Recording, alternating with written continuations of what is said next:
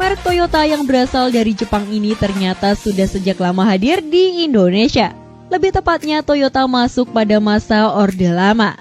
Pada masa itu kendaraan yang beredar di Indonesia kebanyakan masih dari Eropa dan Amerika seperti halnya Temstrat, GMC, Chevrolet, Ford, Fargo, dan Dodge. Baru pada tahun 1960 Toyota secara resmi masuk ke Indonesia, namun tidak ada yang tahu bekerja sama dengan importir mana. Karena pada masa itu PT Toyota Astra Motor belum berdiri.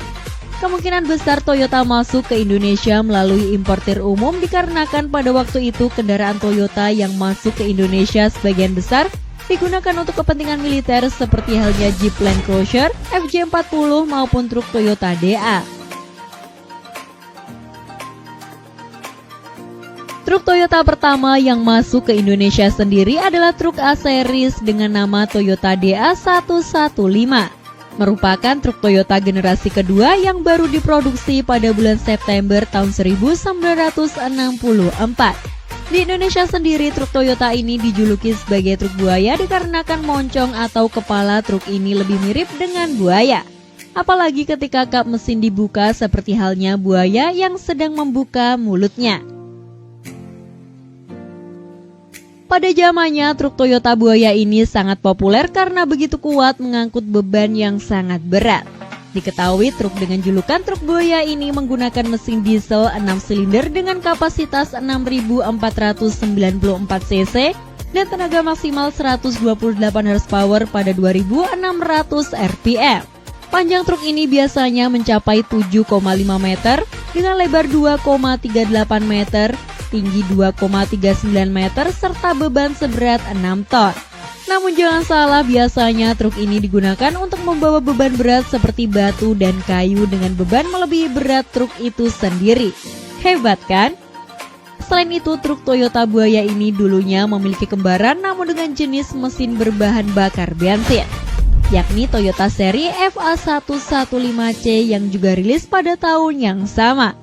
Menggunakan mesin bensin dengan kapasitas 3.878 cc yang menghasilkan tenaga 128 horsepower pada 3.600 rpm. Dilihat secara bentuk dan desainnya pun truk ini sama persis. Perbedaannya hanya pada ukuran atau kubikasi mesinnya saja. Namun populasi dari FA115C ini lebih sedikit dan kurang peminat karena tenaga mesinnya yang lebih kecil. Meskipun truk buaya ini tergolong truk tua, namun jangan salah ya. Di daerah Jawa Barat, tepatnya di daerah Padalarang, truk ini masih tetap eksis di jalanan.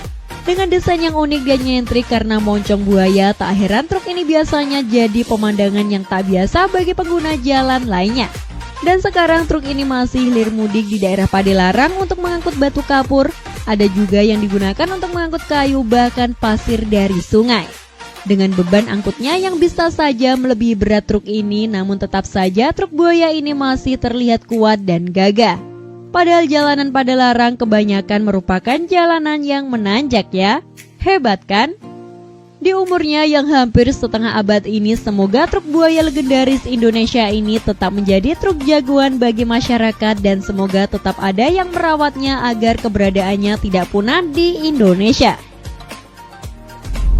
Kira-kira bagaimana pendapat kalian dengan truk buaya ini? Adakah truk seperti ini yang beroperasi di lingkungan kalian? Atau bahkan ada di antara kalian yang pernah menjadi sopir atau pernah naik truk ini? Jangan lupa tulis di kolom komentar ya.